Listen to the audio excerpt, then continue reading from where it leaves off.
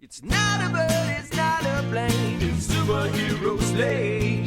It's a weekly podcast where we talk about everything that's great.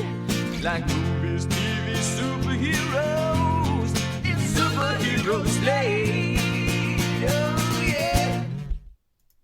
Hello, everyone, and welcome to Superhero Slate, the show where we run down the latest superhero entertainment news. We love TV, movies, superheroes, so let's talk it all out. My name is Chris. And my name is Mike. And this week, we've got your first look at the Super Mario Galaxy movie. We got it right here. It was ready like leaked by Cookies last week, but now we have official look with the trailer. Cookies as in like internet browser cookies or like real cookies? Like Pillsbury, the pre-cut cookies that you put down on the sheet, and they just like little circle, like coin size, and they fluff up. It was like had like Yoshi. It had like Yoshi and everything on it. It was fun. Jimmy Olsen is getting his own spinoff series. I know everyone is just chomping at the bit to get a Jimmy Olsen show. So we're going to talk about that. Black Panther 3 updates today's episode, in case you people have forgotten that is a thing, and more. Yeah, we are here. It is November 16th, my literal birthday. It is Mike's birthday. So Happy birthday to Mike. Everybody, yay. We are celebrating live on the microphone where I got a gift to end all gifts. I got a pack from my wife of Ben Stiller's new soda brand called Stiller's Soda. If you didn't know, Ben Stiller now has his own brand of soda. And I guess the story behind it is he just likes soda. He's just a dude that likes it, so he made his own soda company. Now I know what you're thinking. Does this have like a gimmick? Does this have like the whole probiotic, healthy type of soda? What's the grab here? No. What's the rub? No. I'll read some of the taglines here. It says natural soda, world's refreshingest soda, 30 calories, no fake stuff, made for soda lovers by soda lovers. That's us in a fun little font. So what I can tell from this soda is it's basically they're approaching it like they're just making their own kind of classic soda, but instead of it kind of being full sugar, like I think a full can of soda is like 120 or 150 calories or something. They have cut down some of the normal sugar cane with some stevia leaf, monk fruit, and some other stuff too. So there's a good chance I'm not going to like this just because nice. I hate stevia sweetened things, but I have to give it a shot. Ben Stiller. How many times do celebrities come out with sodas? They're always doing like high end like liquors, deals, you know. Yeah. If I had all my tequila, I have so much tequila from like The Rock and like the Dos Hermanos, the guys from Breaking Bad, Mark Wahlberg. Yeah. Exactly. So yeah, when someone comes out with a soda, we got to try it. So there's 3 flavors. There's root beer, lemon lime, and Shirley Temple. So I have the Shirley Temple right here in front of me. From what I hear, this is like the best of the 3 flavors, and Ben Stiller's favorite flavor of soda, which is a Shirley Temple. So this is going to be tough comparison because I have a 7-Up Shirley Temple in my fridge like right now that I've been drinking. So I'm going to pop it here. We're going to give it a shot, see what the Stiller family holds for us. Let's see what it is. Certainly smells like a Shirley Temple. Yeah, I'm glad we're talking about a soda he's drinking on the show today, folks. Definitely. He wants you to be jelly. Okay, so the first initial sip definitely feels like a full-bodied like soda experience. Mm-hmm. Unfortunately, still has that kind of stevia aftertaste, but definitely not as strong as other stevia sodas I've had. I think this helps. It has other sugar in it as well, so it kind of really mellows out the stevia. I could definitely drink one of these. Like if I knew what it was going into it, like if somebody gave this to me and told me like, oh, this is like a normal soda, I'd be like, no, something's weird about this. But overall, I think it's pretty good. Yeah. I think I will finish the pack because you can only get them right now. I said that's where do you get these at? Yeah, in person you can only get them in New York City. Like I think they're like in select like bodegas and like trendy places to pick them up, or they're sold officially on Amazon. So my wife got me a 12 was it 12, 3, 6, 9? Yeah, I think it was 12 of the 3 flavors, and it was like $35. Wow. Like that's not some sort of like inflated, like reseller price. They're just like, oh, the only way we can ship you soda, which is very heavy, we have to charge you $35 for 12 cans. So I kind of frame it in my mind less as like a commodity that I get at a grocery store, more like a fun thing that I get to experience. But yeah, if you got like a snacky soda-y person in your life, I feel like this would be a good gift to give them, because I could not compel myself to spend $35 on 12 cans of soda, but I feel like this would be a great gift to give somebody if this is something they're interested in. It reminds me, because one of the topics we're going to talk about is Fallout. Remember when Fallout did the tea, the Arizona teas with Amazon, and like they were shipping them through Amazon, and those things are heavy. Like you're getting 12 tall boy cans delivered to you, and I just can't imagine shipping this stuff like just standard across the country, and especially with your little cans like that. So kudos to you. And yeah, it kind of mellows out at the end of the taste too. Like you get the first initial spike of like, oh, solid soda flavor, a little bit of that stevia creeps in, which I don't like too much, but it finishes pretty clean. So yeah, I could recommend this. I mean, I know my brother, he is like a big fan of just fully sweetened stevia sodas. So I'm sure something like this would totally be up his alley. So yeah, Stiller's soda.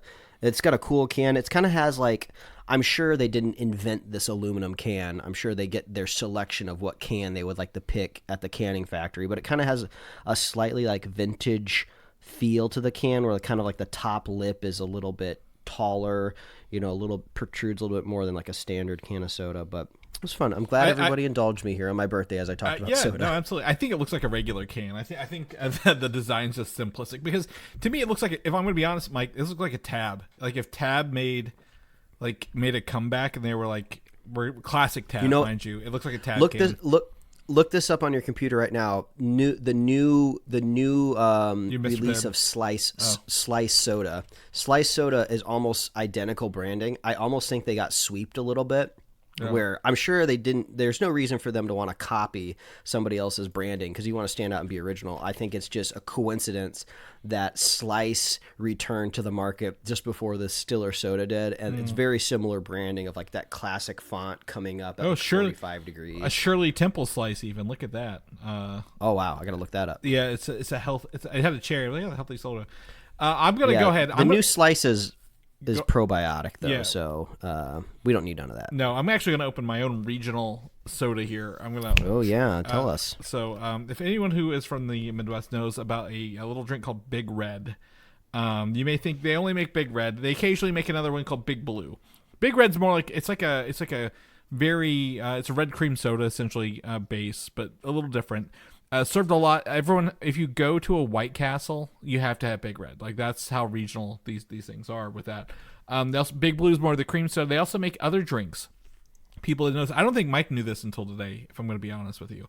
Didn't know there was a big other flavors outside of red. There's Big Red, Big Blue, Big Peach, and I also have myself a Big Pineapple right here.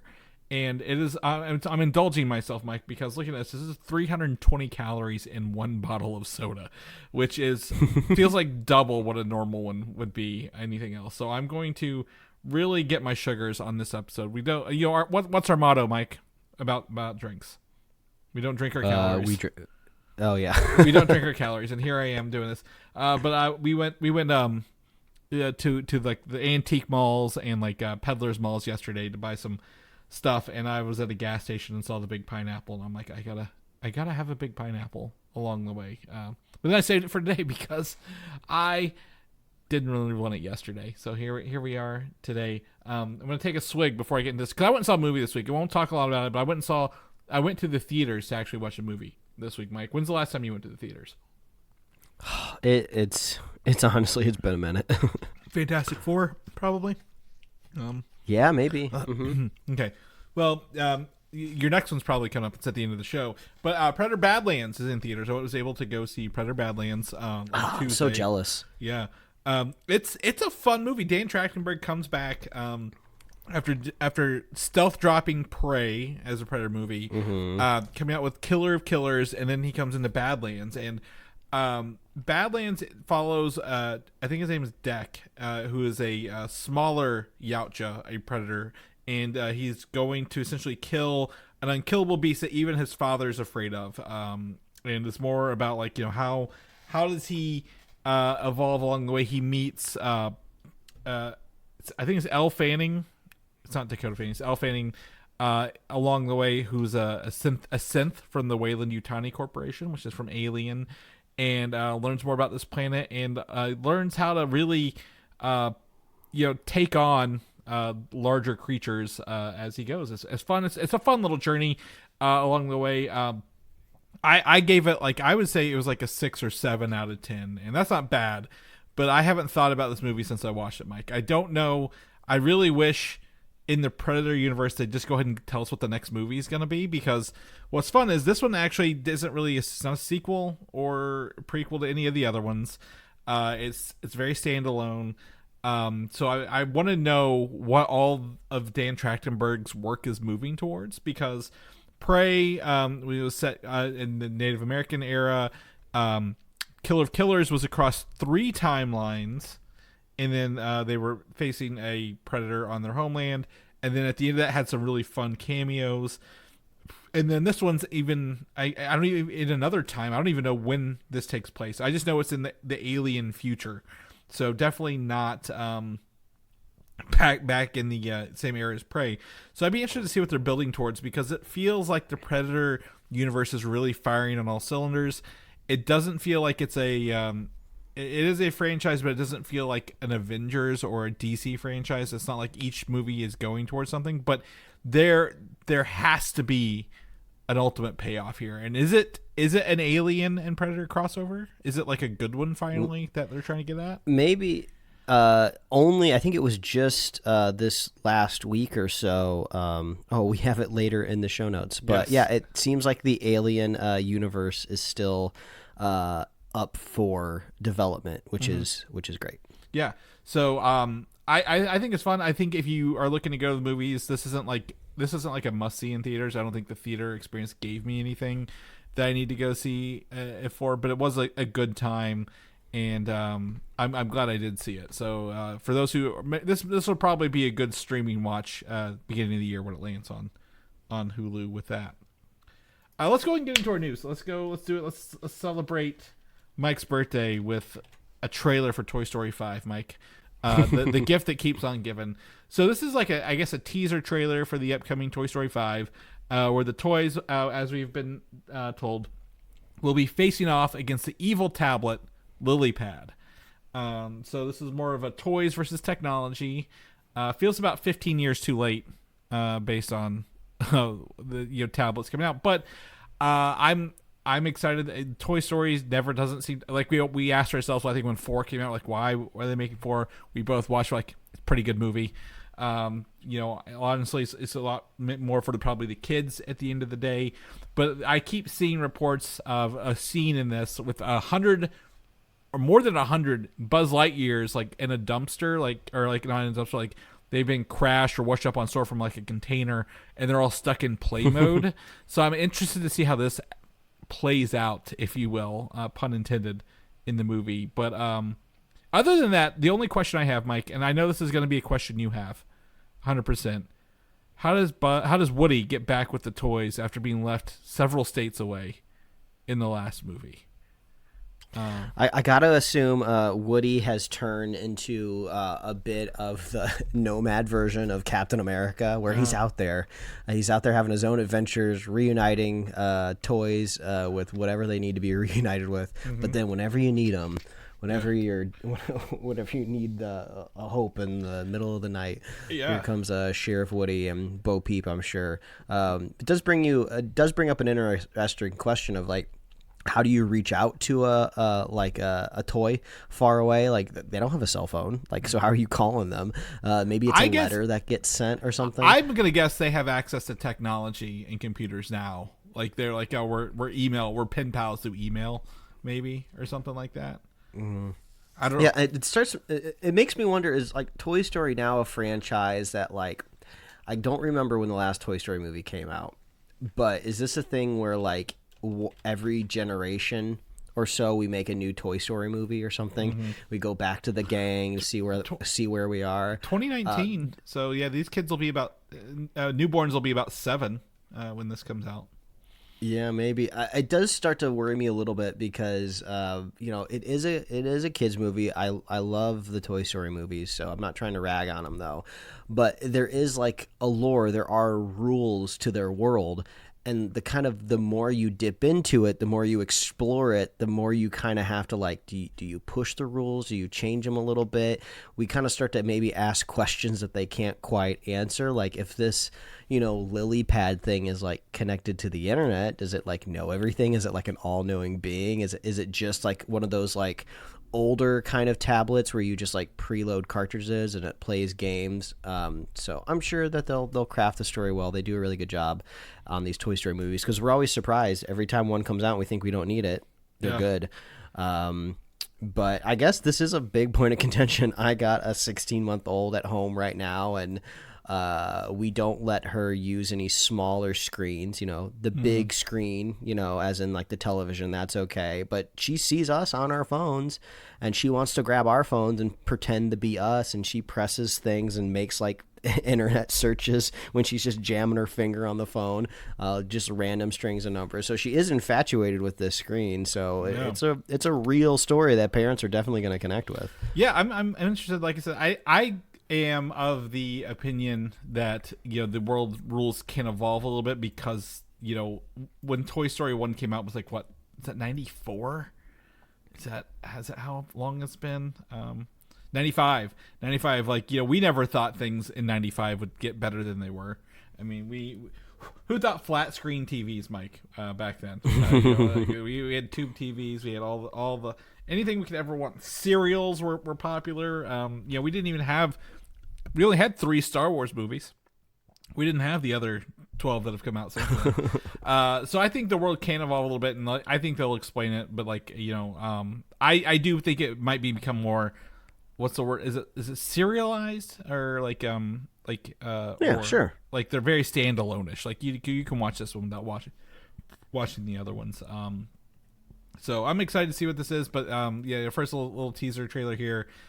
Shows off the tablet and Lilypad and some other stuff. I really just want to see these Buzz Lightyear toys that have like been, I assume like dumped or something, and they're like, well, nobody buys Buzz Lightyear toys anymore. You think it'll be meta commentary on the Lightyear movie that nobody buys the toys because of the movie? Well, I was thinking there's that I've heard stories before of like big container ships of like Legos sinking, and then just like there's like local beaches nearby where like Legos just like wash up for years and years afterwards. Yeah, that's kind of what I think. Maybe it was concept art or someone like created an image from it. Would be like. So but Buzz Lightyear, when he was stuck in play mode, was always like the most entertaining, right? Because he's just like very laser focused and believes he can do dozens of things. So we'll keep that posted as that comes out. I think it's July of next year. I didn't put it down because I am silly. Toy Story 5 is June of next year. So that's gonna be fun. Release for that. On the flip side, they have competition in the space now with video games coming to animated movies, and that's Super Mario Galaxy, the sequel to the Super Mario Brothers movie, got its first trailer, and it picks up where I guess the first one kind of left off with Bowser shrunk down and in his little play castle, and he's a painter. He trims a bonsai bush along the way, and it's just a fun little intro, and then we get to see more of the stuff later where. Stars are landing in the Mushroom Kingdom. You can take the jump pads from the Super Mario Galaxy movie, the other little world planets, and then we knew Yoshi was coming based on the credits of the first movie. Rosalina is revealed in this, and Bowser Jr., a fun little surprise. And I'm sure you've seen the controversy. Oh, go ahead. Oh, I don't know what the controversy is, but I was shocked to see that Bowser Jr. was voiced by how do you say his Safdie? Softy or whatever. I know he is an actor and has done acting things, but I just know him as the dude that like directs these like very like edgy A24 movies. I'm like, wait, he's the voice of Bowser Jr.? Okay. Yeah, is it Is it Benny Safdie? Is that? I think that's how you pronounce it. Yeah. And he just he just came off I would say box office flop. I hate the word flop. It sucks. He just came off. He did the Smashing Machine. This year. He directed it, and then he also did Uncut Gems, I believe. Yeah. But he was in what was the atom bomb movie?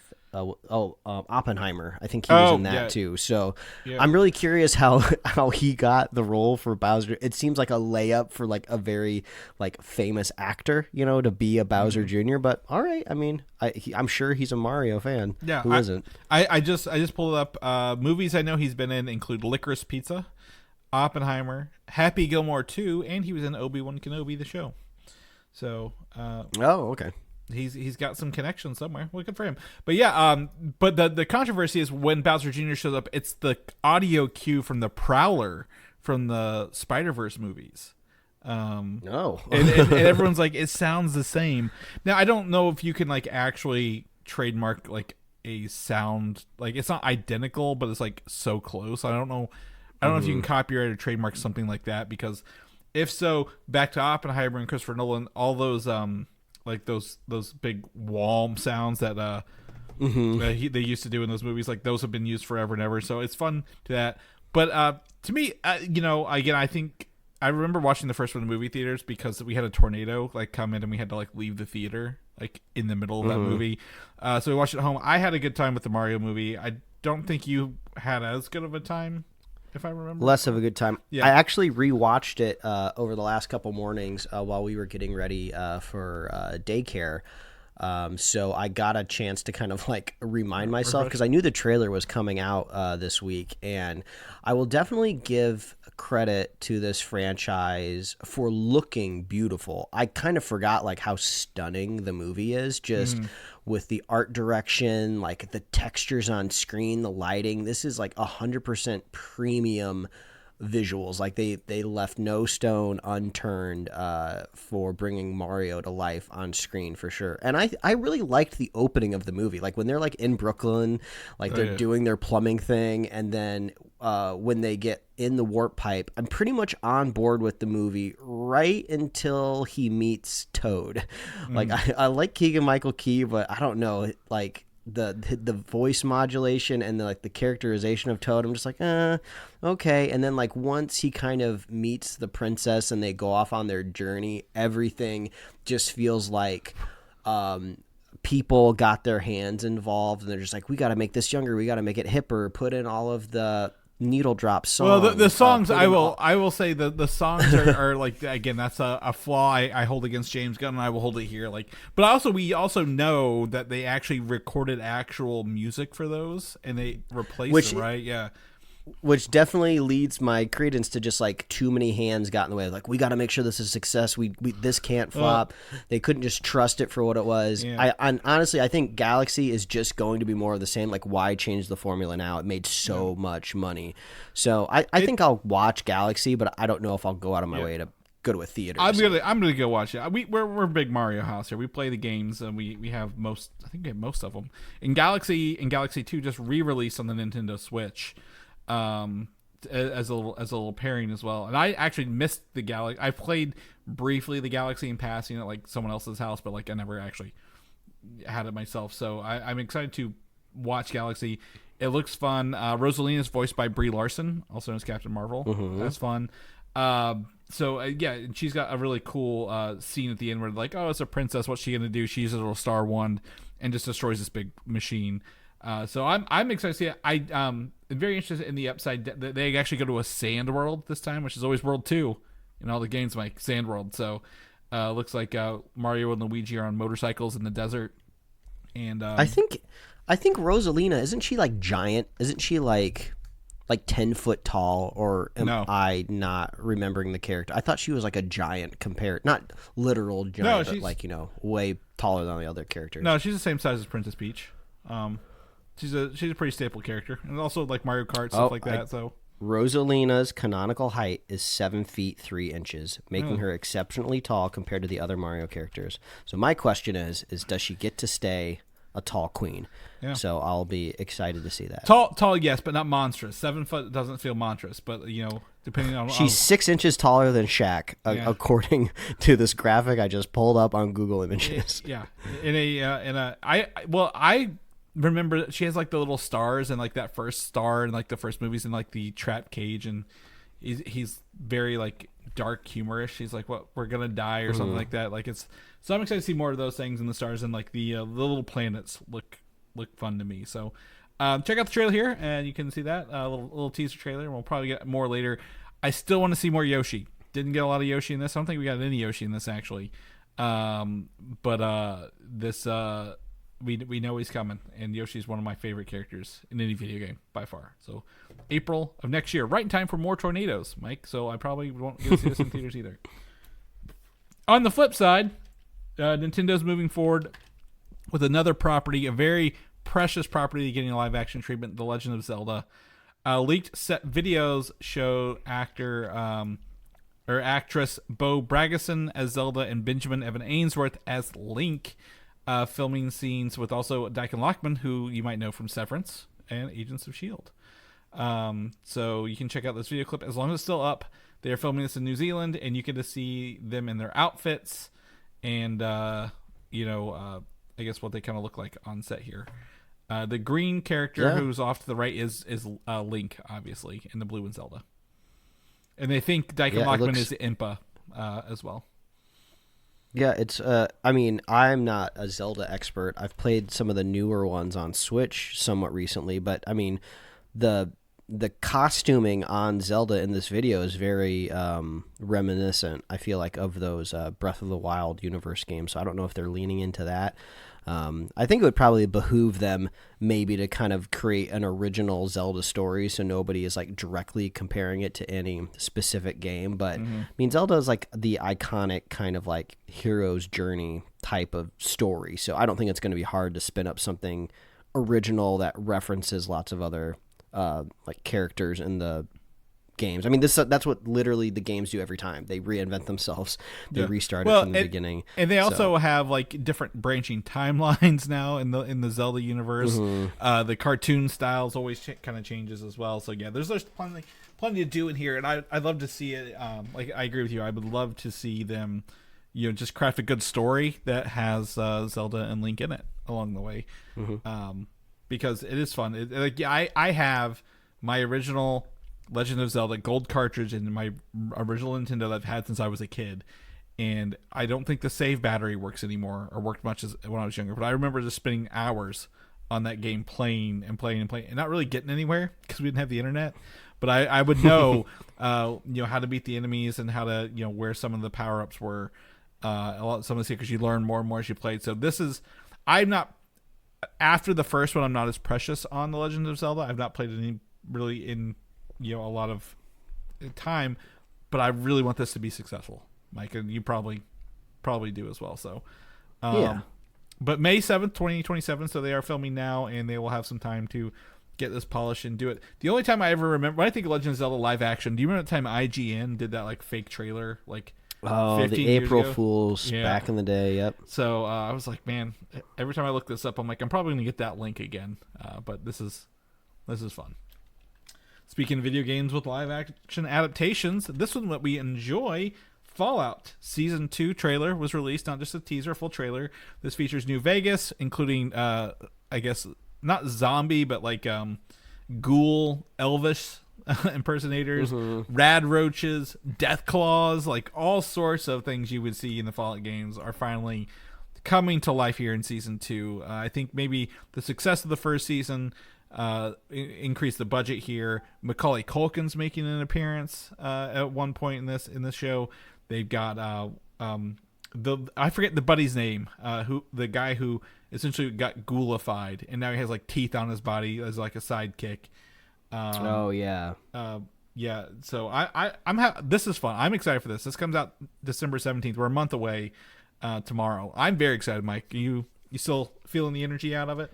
You just watch? Yeah, I need to rewatch the last episode because we were relatively new parents when we were wrapping the last season of Fallout, and I fell asleep during the last episode because I couldn't quite stay awake. So I just need to rewatch it because I don't really remember what happens. But it's but since then I've played a full Fallout game. Mm-hmm. The success of the first show made me download Fallout 4, and I've played it and I've beat it. So I'm extremely familiar with that game and universe, but this trailer seemed to have a lot of references, obviously, to the New Vegas game, which happens before Fallout 4. So yeah, I'm very familiar with the universe now. The Rad Roaches, the Rad Scorpions, the Deathclaws, they're all in my wheelhouse now. So I think either rewatching the first season or watching the second season is going to be definitely a different experience than the first time I saw it. Yeah, and I think also we were kind of I don't know, like maybe on the fence with some of these live action adaptations back then, right? You know, we had a good one with One Piece. Fallout was kind of risky, but it delivered really, really well. And I love all the promotions they did with it. We've talked about that, and I talked about the tease earlier and things like that. So I'm excited to see this, and it just looks fun. It just looks like a good time. Didn't she say was fudging? Shut your fudging mouth or something like that at the end of the trailer. I was like, oh. We're gonna get some of those little quirkiness out of I can't think of the actress's name or what her name was in this. I think it's Perning, L Perning, something Perning. Yeah, L Purnell. Purnell, yeah. So, but yeah, she really nailed it. So December 17th on Prime, we can jump back into Fallout and see what this Vegas is all about. A couple weeks ago, we talked about Alien Earth Season 1, and after a couple weeks of waiting, FX/Hulu have announced that Season 2 will be moving forward with Noah Hawley as well. So we are going to be continuing the story left off there on Alien Earth Season 1, and I'm going to guess, this is purely guess, 2027 release. I don't think they're going to be able to film anything and get it done in a year, but I was really hopeful when I was watching Predator Badlands that I might see some of these other aliens on this planet we were watching, like because the synths were there to gather resources, and we knew, or gather species for Weyland-Yutani, and I thought it would be a parallel to Alien Earth. It wasn't, but I was really hoping to see the eyeball make an appearance in that movie because I love him. Well, maybe it's one of those things where they're just feeling out the success of bringing these things back, because like we were saying, they just renewed this for Season 2 after the success of Predator Badlands.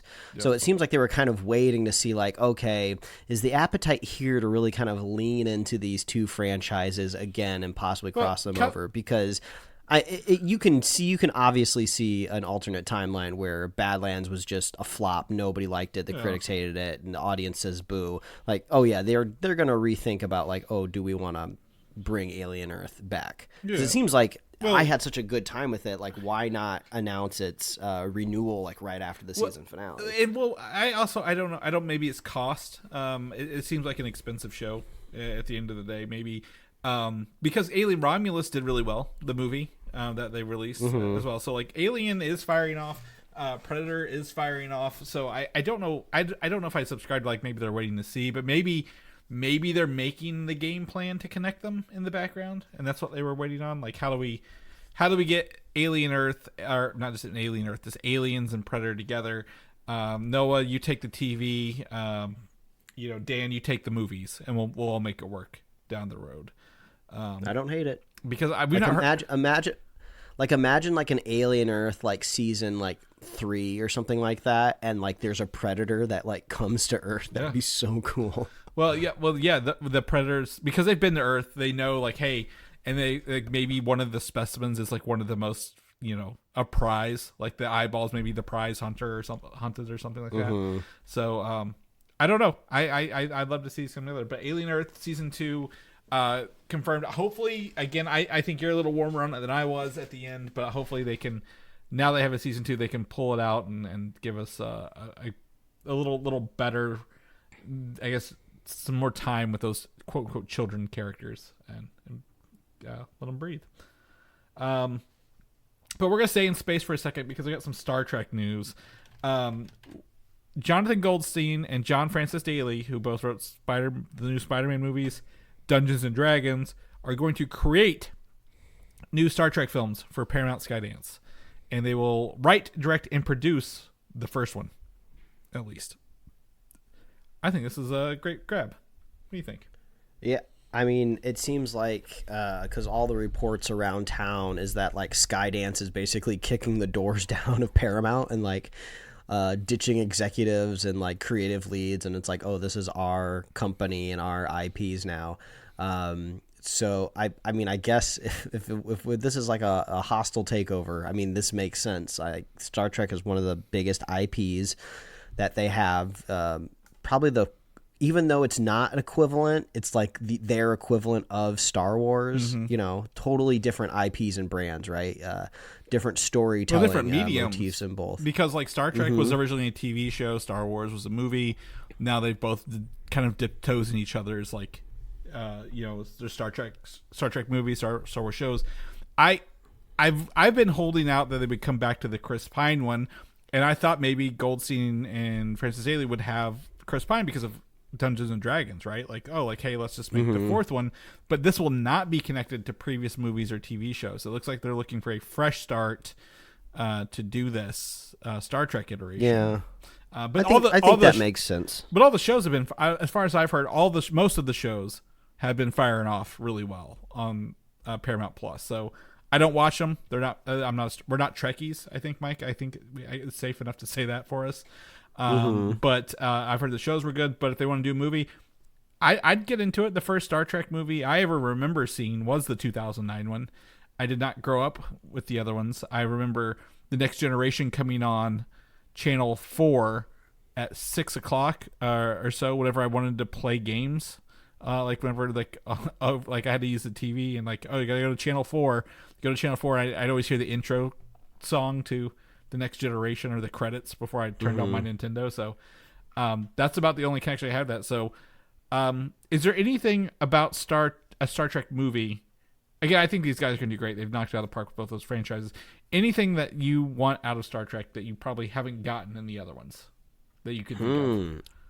I think just getting me excited about it. You bring up a great point about how if that first J.J. Abrams Star Trek movie was kind of like your kind of earnest intro into the IP, right? I mean, this is like a great example of like, oh yeah, this is kind of why studios have to reboot this stuff, every couple decades, because they got to make new fans, right? They're not going to get a lot of Gen Z en masse going back to watch and stream like The Next Generation. There'll always be like a small percentage that are curious and want to, consume legacy media, but they got to make new Star Trek fans, right? And maybe that's kind of why I feel a little sour on the J.J. Abrams Star Trek movies. Almost kind of like I feel like I was abandoned, right? Feels like, I loved that first movie, and even though a lot of people didn't like the second one, I was still on board with it. So I was like, I'm still in on this franchise. Like, don't you guys like me? Like, don't you want to keep making these movies and flesh out this world? I'm having a good time. And then they just kind of like dropped the ball. It took forever for them to come out with a third one, and it was good, but it was almost like kind of like too much time had passed. So yeah, I feel like I was just left behind with my 3 little Star Trek movies. I think to me, it's important here if they do Star Trek. I don't think we need to start with Picard. No, not Picard. The first 2, Spock and I can't think of his name again. William Shatner. William Shatner's character. We don't need to redo those guys. We've already redone those guys. If they want to, this conversation is a great example of how much we are not connected to the original Trek stories. Exactly. We can't even think of his name. Yeah, Kirk. That's what it is. Captain Kirk. There it is. Yeah, it's awful. But if they want to do maybe the next generation of it, like maybe like, hey, we have a new Picard and a Riker, and these characters, like maybe that's where they go. Like I think that would be. That's like a late 80s, early 90s show due for a remake. One of my favorite YouTube creators, Patrick Willems, just came out with a whole video analyzing the anatomy of a legacy sequel, because his thesis was these aren't just kind of like one-off movies anymore. These are their own genre in and of themselves.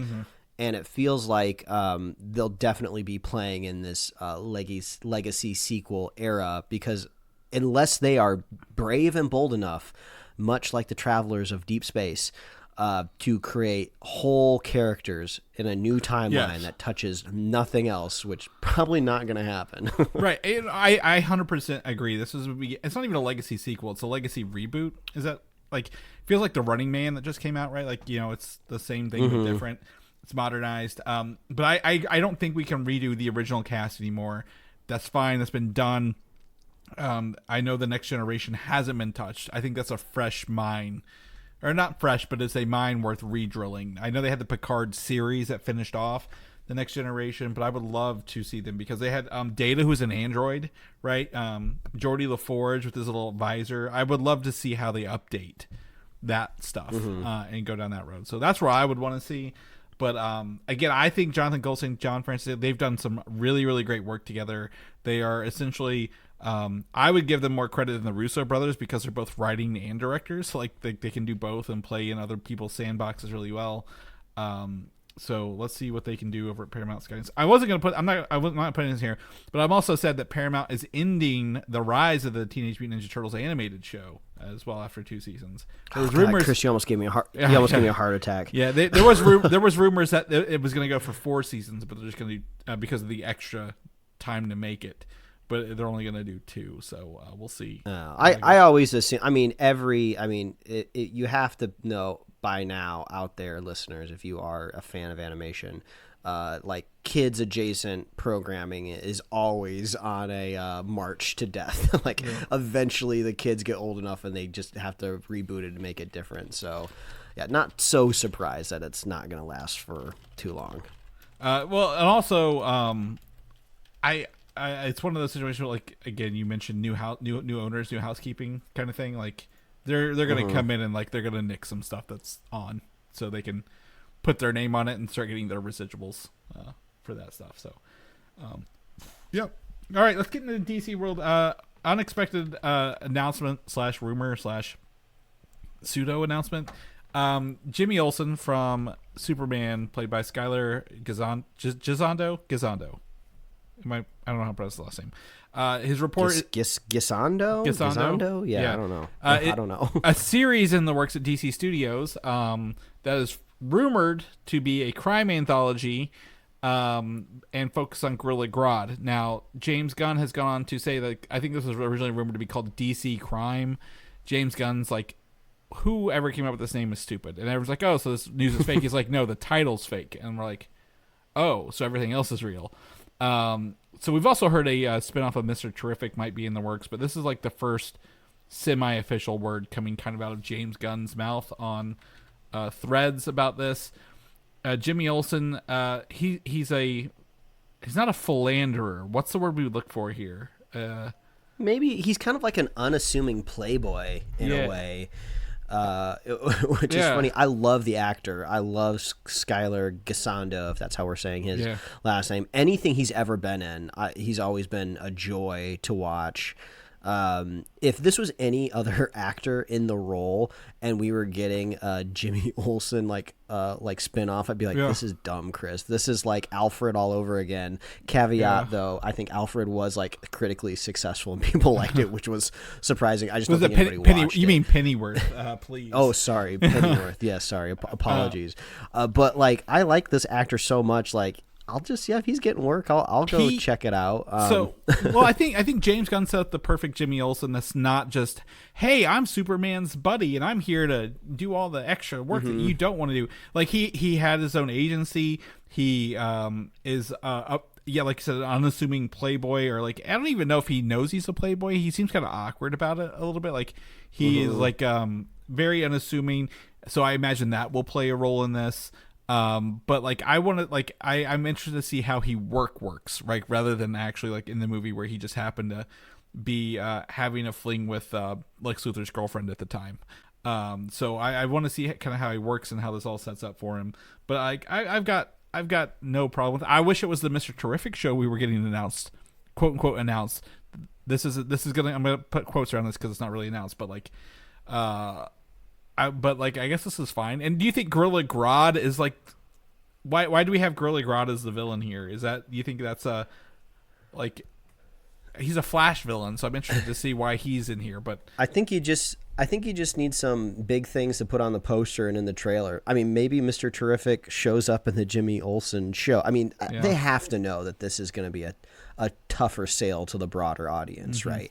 I mean, Peacemaker, you got John Cena on the poster. He's got a big chrome helmet that, that is gauging a little bit of interest, even if you have no idea who he is. But like Jimmy Olsen, I mean, the thing I really didn't, the big sore point I had in the Superman movie was kind of all the idealized, like, journalistic stuff that just is not based in reality anymore. Yeah. So hopefully the show's not going to be too much like that. It's like, oh, Jimmy's going to get the scoop and good is going to prevail.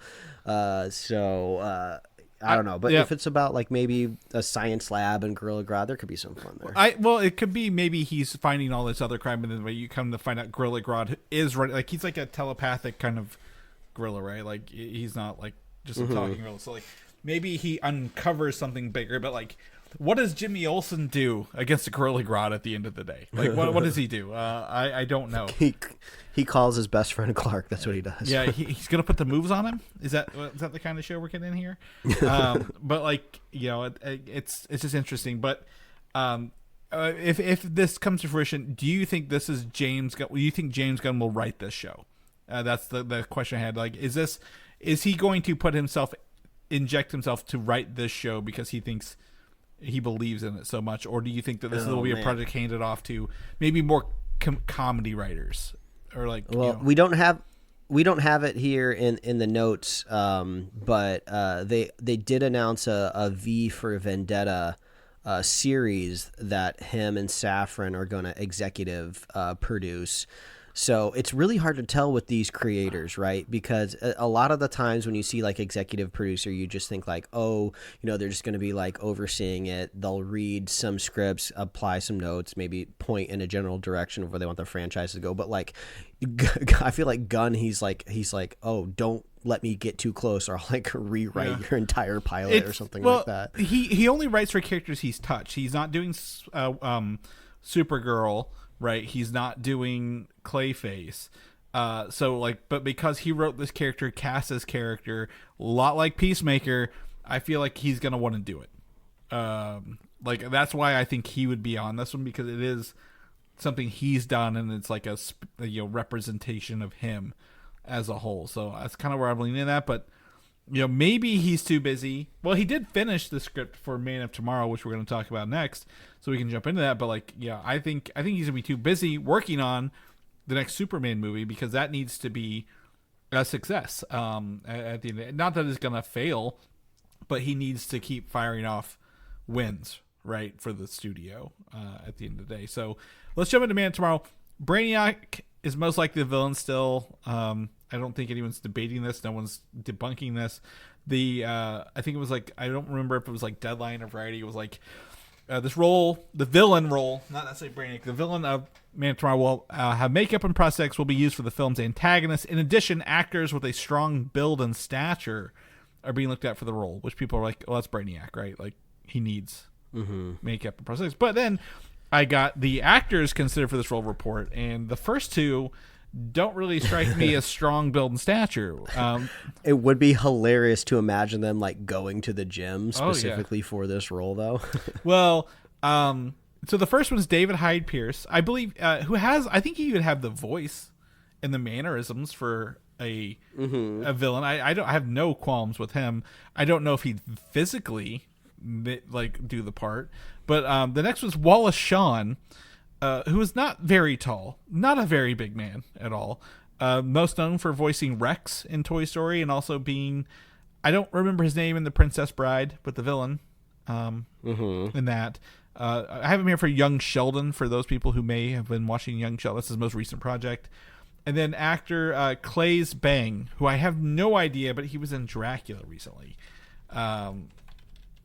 And I'm like, he probably fits the role visually for Brainiac more than the other two. He looks like he could fill it out a little bit more, but also like, great that they are, going the more practical route. But I mean, Thanos was very successful visually. You know, I don't see. I wouldn't be mad if they went that direction and they put David Hyde Pierce like facial performance in it, because I love me some Niles Crane. So if he and he's kind of like dropped off like the film.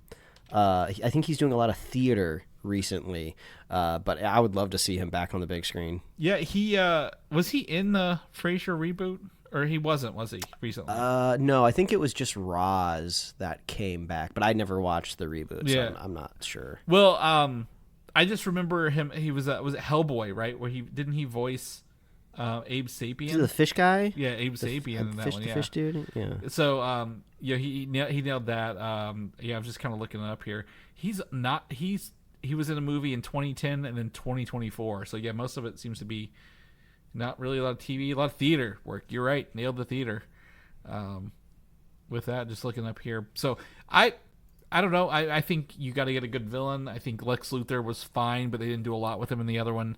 It sounds like he's going to be coming back this. I want to see what they do with Brainiac. I think he's a great swing for the film, right? We've seen everybody else. We've done so many other Superman villains. Let's get somebody new. And yeah, I'm down with Brainiac on this one. Moving on, Black Panther 3. Ryan Coogler was on an interview, and he confirmed that his next movie he is working on is, in fact, Black Panther 3 with Marvel. So I'm going to guess this is going to be a 2028 film, Mike. Like, this might be their first second movie post Doomsday or Secret Wars, if they're working on it now. We've heard. So you think it's going to be X-Men and then Black Panther? One of the it'll be the same year for sure. I think it'll be the first year. We've heard what's his name? Oh my gosh, I can't think it. I'm having a day with names. The guy who was just in Gladiator 2 as a villain, Training Day, Denzel Washington, said that he had a part for him, right? Remember when he was doing the rounds for Gladiator? He was like, yeah, I got a part in Black Panther 3. There's a production company, Shell Productions, start for these when they start working on them. The production list assumes the title will be Black Panther Shadows of Wakanda, which is a fun name. I don't have any issues with that name, but a lot of those are probably scraped from like social media and not always correct for these production names. I've heard through the grapevine rumors on here that the next Black Panther, there will be another male Black Panther in the future. I don't know if they mean in Secret Wars as like an alternate version or the aged up son of T'Challa. So, or what it could be, this Black Panther 3 could lean into, again, the aged up son of T'Challa. I don't know, but I believe this will be, if I had a theory, Mike, this will be the last Black Panther movie for a while. I think they're going to try to wrap up a trilogy here. Maybe. I mean, it's crazy how kind of Ryan Coogler has redefined his career, like in so many different directions. He kind of started off as like this little indie movie director, wasn't it? Like Fruitvale Station, I think. And then he goes to these like big blockbuster movies, and then he just like kind of crushed it with Sinners. And he went on like this whole like media tour of like talking about his like love for like IMAX screens and cameras and stuff like that. So it'd be fun to see what he does coming back to this world. Yeah, really, he's only got 5 movies under his belt. Fruitvale Station, Creed was the one you were thinking about. I think after that, Black Panther, Wakanda Forever, and Sinners. Against him, I will say one thing. Against him, he was a producer on Space Jam: A New Legacy, and that movie offends me to this day. Still, no, I'm kidding. But anyway, like I think it'd be I think they need to go out on a strong note. I think we are I mean, again, no one can replace Chadwick Boseman for playing T'Challa, but I think they need to move the legacy forward and kind of not start fresh, but you know what I'm saying. Like, it's not like dishonor him, but like it's okay. People pass, they die. We can continue on and not always have to worry about that the whole way through. So, I think that's the way to do it for Black Panther 3. And I think this movie, so I think 2028, if we get 3 movies, I don't think we're going to get 3 Marvel movies in a year. But it'll be X-Men, Black Panther 3, and then the next movie we're going to talk about is probably the year after, and that is Doctor Strange 3. And the movie, as reports are, is in active development with Benedict Cumberbatch having a much larger role, and he's involved in the search for the writer and director this time. And I think it's nothing against the first two, but I think the first one's good. Second one I really enjoy, Mike. I know you enjoy the second one as well. But like the rumor is that Benedict Cumberbatch, he wants Sam Mendes from like James Bond's movie to join if he's available. It seems like they're really trying to set themselves up with success here post Secret Wars, if this is truly after that film. Which does that lead credence to Doctor Strange surviving these two Avengers movies? Because I feel like we're definitely going to lose a couple people. Yeah, right? I think he's can't safe. Make an Avengers movie of that level without killing some people off. But I mean, it's going to be good. I know we talked about in the show before how like identifying the phases and constructing a phase, it's kind of like a damned if you do, damned if you don't in a way. But I feel like these Avengers movies are going to do us a good favor of giving us some solid bookends, right?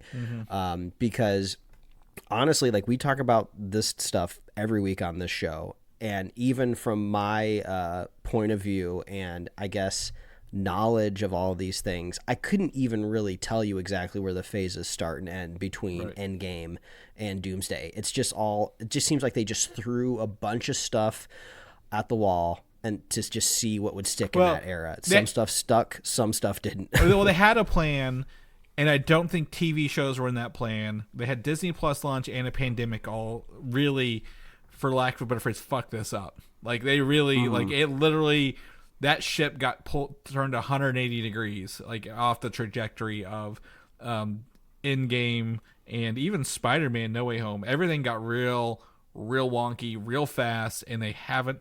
I feel like they've course corrected quite a bit this year. I think of the 3 movies, 2 of them have been really good. And I think having some time between them, but I agree with you.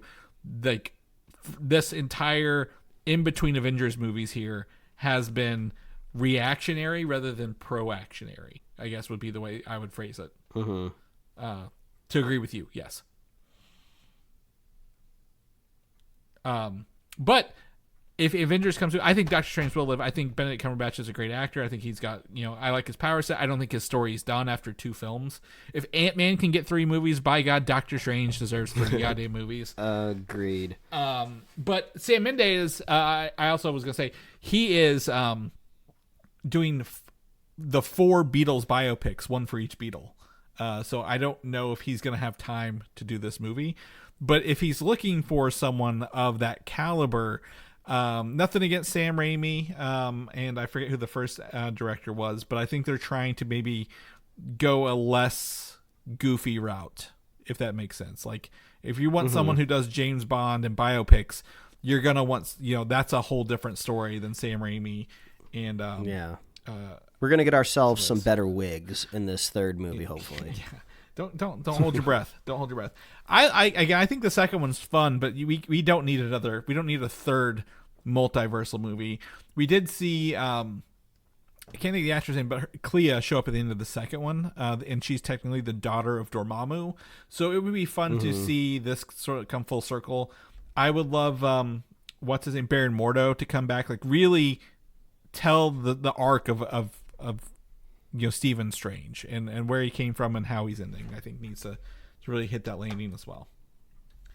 Werewolf by Night had a misunderstanding this week, in case you heard about it. The deadline stated Michael Giacchino will direct his follow-up to Werewolf by Night. People assumed they were directing a follow-up to Werewolf by Night, but he's working on another movie for another studio. So if you saw Werewolf by Night and it was getting a sequel, that is very incorrect, and it's more here just to help clear that up, that Werewolf by Night isn't getting a follow-up right away or any time that we know about in the future, despite it being a really fun time. I'm starting to get the feeling the next time we're going to see this werewolf is going to be that Avengers ride at Disneyland, because I think he's in the concept art, so it's almost like we're being promised him, but I think... Blade, maybe? Moon Knight, Midnight Suns? Yeah, like I don't know how much physical stuff is going to be on that ride. because I think when it was announced, we first thought it was just going to be like all screens, kind of more like a Star Tours thing. But I think it's been fleshed out to be a little bit more physical. Mm-hmm. But I doubt there's an actual animatronic werewolf. It seems like, why would you put all your energy into recreating a character you saw in a short? But what I'm trying to say is, if he's in the concept art and then only made it visually to a screen, he might just be taken out of it. If they don't want to lean too much into it. I don't know if they need to lean into it, but I think this is going to be a ride. My understanding, it'll be a ride where they can, if actors or new ones come and go, they can actually add them in here and like adapt this ride faster than if like with the screens and the character. Than if like, oh, we made a ride and we haven't updated it in 15 years. We've got new Captain Americas and new stuff like that. I would love. That'd be fun. I think they're updating the Millennium Falcon ride, I believe. Yeah. Next year for Mando and Grogu, so that'll be fun. Yeah, so I think it'll be something they can update pretty quickly. Lastly, this is Mike's next movie in theater. I know it, you know it, everybody knows this. Avatar: Fire and Ash coming out this Christmas. It is now confirmed to be 3 hours and 15 minutes long, the longest in the trilogy of Avatar movies. By like 3 minutes. The last one was 3 hours and 12 minutes, so it's not like it's hugely longer than the last one. There's going to be exclusive look tomorrow during Monday Night Football, which is, that's how Disney likes to promote some of their films. And tickets go on sale Monday as well. So I will be refreshing tomorrow morning to buy my tickets and get in this because I want to watch it. I'm very excited to see this. Oh yeah, I mean, hey, this is still shorter than the whole bloody affair from Tarantino. I think that was announced to be over 4 hours long, and I know it's 2 movies, but still, you're sitting down for that. Fire Ash. It's gonna be excited. I haven't seen any wisps of a popcorn bucket yet for this one, so I'm looking out for that. Yeah, I haven't seen anything either. I keep seeing a couple like little posters here and there. I'm trying to go as blind. I'm sure this plot is leaked somewhere online because they filmed this forever ago. So I'm trying to go in as blind as possible. But it is coming out December 19th, the Friday before Christmas. So if you got some time off for the holidays, this is your time to go get away for 3.5 hours or more with commercials. And I guarantee, I feel very confident we're getting that Doomsday trailer in this. So it might be one of those things where I watch it, go back to the bathroom, come back and rewatch the Doomsday trailer in front of the next one, standing in the aisles, and then leave, so I can see that twice along the way. Mike, happy birthday one last time as we wrap up the show for the day. But if people want to know what you're doing, well, where can they find you at? Oh, they can read my webcomics at pickledcomics.com and liferewardsrisk.com. Chris, if people want to catch up with you, where can they find you? You can find me on Instagram, Valdan87, Valdan, or video games of the same name. If people know more about the show, what we're up to, what we're doing, where we get all these show notes, all this fun stuff, where can they get that? Oh, head on over to superheroslate.com. You can find us on Apple Podcasts, YouTube, Spotify, wherever else you're listening to podcasts. You get merch at superheroslate.com/store. We love hearing from you. We love knowing what you're watching, what you're playing, what you're reading.